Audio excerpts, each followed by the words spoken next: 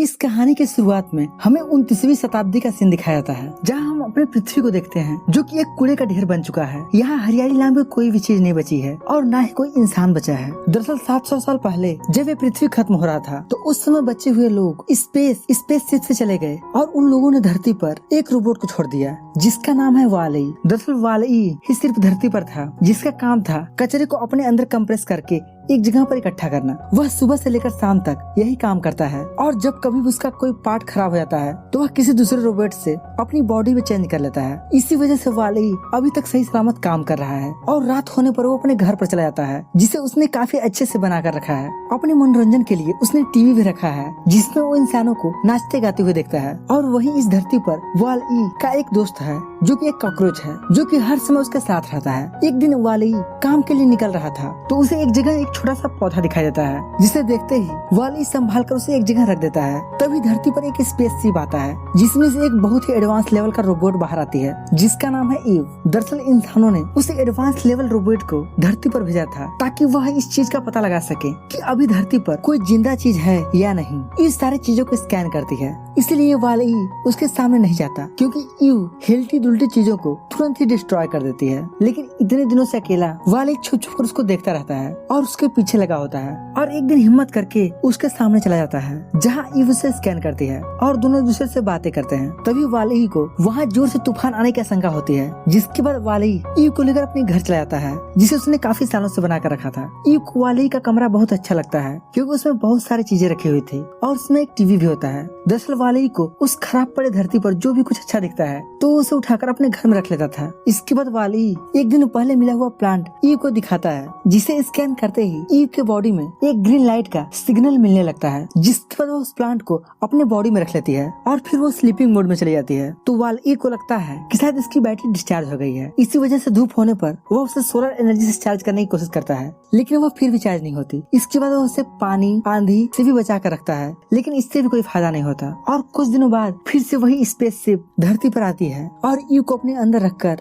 ऊपर जाने लगती है। यह देखकर वाल-ई भी स्पेसशिप को पकड़कर स्पेस में जाने लगता है और वह कुछ टाइम में पहुंच जाते हैं एक ऐसी जगह जहां पर इंसान होते हैं। वहां की टेक्नोलॉजी बहुत एडवांस है। वहां के लोगों ने एक ऐसा रोबोट बनाकर रखा है जो उनके दिन भर का सारा काम करता है, जिस वजह से उनके अंदर बहुत बड़ा आलस आ गया है और इसी कारण से उनकी बॉडी का ढांचा बहुत ही अलग है। वो अपने पैरों पर ठीक से खड़े भी नहीं हो पाते क्योंकि जो गुरुत्वाकर्षण धरती पर होता है वह उन्हें स्पेस पर मिल नहीं पा रहा था। इसके बाद ईव को स्पेस के मेन कैप्टन के पास ले जाया जाता है, जिसके पीछे पीछे वाल-ई भी चला जाता है। कैप्टन ईव के अंदर ग्रीन लाइट को देखकर बहुत खुश होता है और वह बहुत साल पुराने एक वैज्ञानिक का वीडियो देखने लगता है जो कहता है कि अगर कोई भी रोबोट कभी भी धरती से कोई ग्रीन सिग्नल लेकर आया तो आप समझ जाइए कि धरती अब रहने के काबिल हो गई है। यह सब जानकर साइंटिस्ट बहुत खुश होता है। इसके बाद वह जब ईव के बॉडी को खोलकर चेक करता है तो वह काफी परेशान हो जाता है क्योंकि ईव के बॉडी के अंदर कोई भी ग्रीन प्लांट नहीं था। तो उसे लगता है कि शायद ये रोबोट गलत सिग्नल दे रहा है। यह जानकर ईव भी बहुत परेशान होती है। उसे लगता है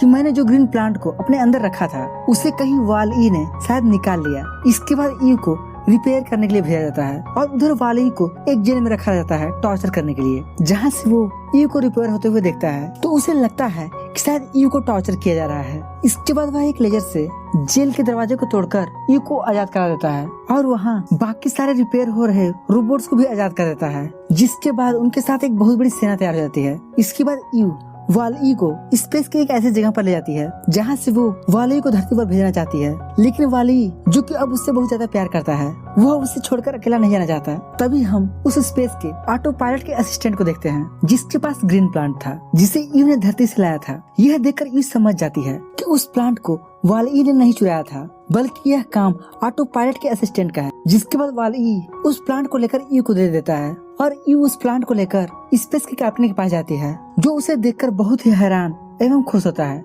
क्योंकि उसने अपनी लाइफ में पहली बार किसी ग्रीन प्लांट को देखा था। तभी उस पौधे का एक पत्ता टूटकर नीचे गिर जाता है, जिसके बाद कैप्टन उसके अंदर पानी डालता है और वो समझ जाता है कि हमें इनकी केयर करने की बहुत जरूरत है क्योंकि बहुत साल पहले इंसानों ने धरती की केयर नहीं की थी, जिस वजह से धरती का ये हाल हो चुका था। इसके बाद कैप्टन एक डिवाइस से ईव के रिकॉर्डिंग वीडियो को देखने लगता है। तभी ये देखती है कि जब वो स्लीपिंग मोड में चली गई थी तब वाल-ई ने उसका बहुत ध्यान रखा था। यह सब देखकर ईव के अंदर भी वाल-ई के लिए फीलिंग आने लगती है और वह भी अब उससे प्यार करने लगती है। इसके बाद कैप्टन ऑटो पायलट को बुलाता है और उसे प्लांट को देते हुए कहता है कि अब हमें इनका केयर करना होगा। लेकिन ऑटो पायलट ऐसा बिल्कुल भी नहीं चाहता, क्योंकि उसे ऐसा लगता है कि कैप्टन अब धरती पर जाना चाहता है। इसलिए वह उससे उसी का रिकॉर्ड किया गया वीडियो देखता है, जिसमें उसी ने कहा था कि धरती अब रहने के लायक नहीं रह गया है, वहाँ जो भी इंसान जाएगा वह मारा जाएगा, क्योंकि वहाँ का वातावरण अब बहुत ज्यादा दूषित हो चुका है। लेकिन जब कैप्टन उस वीडियो का डेट देखता है तो वह 700 साल पुराना होता है। कैप्टन को एहसास होता है कि इतने सालों बाद अब वहाँ का वातावरण बदल चुका होगा, वहाँ का वातावरण इंसानों को रहने योग्य हो गया होगा, तभी ये प्लांट उगा है। अब कैप्टन पृथ्वी पर जाना चाहता है, लेकिन ऐसा करना उसके सीनियर के खिलाफ है। तभी वहाँ पर एक रोबोट आ जाता है और कैप्टन के हाथ से प्लांट को छीनकर उसे एक जगह फेंक देता है, जहाँ से कचरा जमीन पर फेंका जाता है। लेकिन उसी रास्ते से वाल-ई ऊपर आ रहा था, जिस वजह से प्लांट उसके ऊपर अटक जाता है। और वह जब ऊपर आता है तो सारे लोग देखते हैं कि प्लांट अभी भी सेफ है। तभी वह रोबोट वाले से प्लांट मांगता है, लेकिन वाले उसे प्लांट नहीं देता है, इसलिए वह उसे इलेक्ट्रिक शॉक देने लगता है, जिससे वाले की हालत बहुत ज्यादा खराब हो जाती है। उसके पुर्जे बुरी तरह से डैमेज हो जाते हैं और उसे कचरे वाले रास्ते से नीचे गिरा दिया जाता है, और साथ ही ईव को भी ऑफ करके उसी रास्ते से नीचे गिरा दिया जाता है। अब आगे हमें दिखाया जाता है कि ऊंचाई के गिरने के बावजूद भी ईव फिर से एक्टिवेट हो गई है और फिर वह वाले को ढूंढ रही है, और वह उसे एक कचरे के ढेर में पाती है, जहाँ वह देखती है कि उसकी हालत बहुत ज्यादा खराब है, उसके सारे पुर्जे डैमेज हो चुके हैं। लेकिन वाले अभी तक उस प्लांट को अच्छे से संभाल कर रखा है, और वह उससे बताता है कि मेरे पार्ट सिर्फ धरती पर ही बदले जा सकते हैं, क्योंकि मैंने वहाँ पर कई पुराने रोबोट्स को संभाल कर रखा है ताकि उनके पार्ट्स को मैं इस्तेमाल कर सकूं, और हम पृथ्वी पर सिर्फ होलो डिटेक्टर से ही जा सकते हैं। यह सुनते ही ईव उसे फिर से स्पेसशिप पर ले आती है, और हम देखते हैं कि उस घटने के बाद से कैप्टन को उस रोबोट ने एक कमरे में बंद कर दिया था, जहां वह एक स्क्रीन पर देखता है कि वाले के पास वो पौधा अभी भी सुरक्षित है, और वह जल्दी से अपने आप को चेयर से आजाद करता है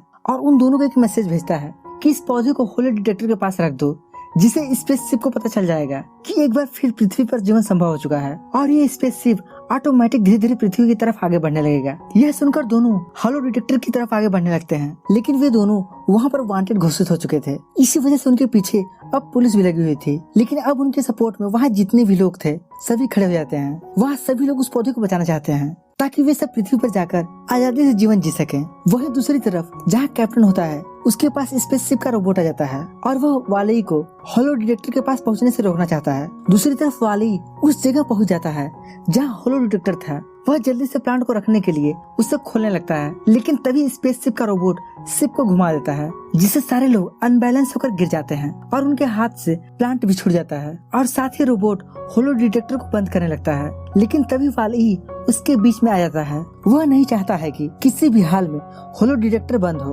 रोबोट उसे बुरी तरह से क्रैश करने की कोशिश करते हैं। यह देखकर कैप्टन को रोबोट पर बहुत गुस्सा आता है। वह खुद को कंट्रोल करते हुए उसके पास जाता है और उससे फाइट करने लगता है, और काफी मशक्कत के बाद रोबोट को मैनुअल में चेंज कर देता है, यानी कि रोबोट अब डिसेबल हो गया था। अब स्पेसशिप उसके कंट्रोल में नहीं था। यह देखकर वहाँ सभी लोग खुश हो जाते हैं। वहीं ईव जो वाले से सच्चा प्यार करने लगी थी, वह जल्दी से वाले को बचाने लगती है, क्योंकि वह होलो डिटेक्टर के मशीन में दबा हुआ था जो जल्दी से क्रैश होने वाला था। उसकी मदद करने के लिए वहाँ सारे लोग जल्दी से प्लांट को एक दूसरे को देकर उसके पास पहुँचा देते हैं, और अब वहाँ सब कुछ कंट्रोल हो चुका है, और वो मशीन ने सक्सेसफुली प्लांट को डिटेक्ट कर लिया है, जो कुछ सेकंड में स्पेसशिप पृथ्वी पर चलाता है। धरती पर आते ही ईव जल्दी से वाले को उसके घर ले जाती है, क्योंकि वह बुरी तरह से डैमेज हो चुका था। वहाँ जाकर उसके सारे पुर्जों को चेंज कर देती है और उसे सोलर एनर्जी से चार्ज भी कर देती है। लेकिन उसे जैसे ही होश आता है वह सब कुछ भूल चुका था। वह ईव को भी नहीं पहचानता। ईव उसकी याददाश्त को वापस लाने की बहुत कोशिश करती है, लेकिन उसे कुछ भी याद नहीं आता। इसके बाद भी ईव हार नहीं मानती और वो उसे बाहर ले जाकर किस करने लगती है। किस करते ही वाले को सब कुछ याद आ जाता है। वहीं दूसरी तरफ उस प्लांट को इंसान उगा देते हैं, और कुछ ही समय बाद हमें दिखाया जाता है कि पृथ्वी पर बहुत सारे प्लांट उगना शुरू हो गए हैं। वहीं वाली और ईव एक दूसरे के साथ धरती पर बहुत खुश हैं। तो दोस्तों, ये मूवी हमें यही सिखाती है कि इंसानों के जीवन के लिए प्लांट कितना जरूरी है। इसलिए हमें अपने आसपास के प्लांटों की बहुत अच्छे से देखभाल करनी चाहिए। और इसी के साथ ये प्यारी सी कहानी यहीं पर खत्म हो जाती है। तो दोस्तों, अगर आपको ये वीडियो पसंद आया होगा तो इस वीडियो को लाइक और चैनल को सब्सक्राइब जरूर कीजिएगा। बाकी हम मिलते हैं एक नए दिन एक ऐसी धमाकेदार वीडियो के साथ। तब तक के लिए बाय बाय।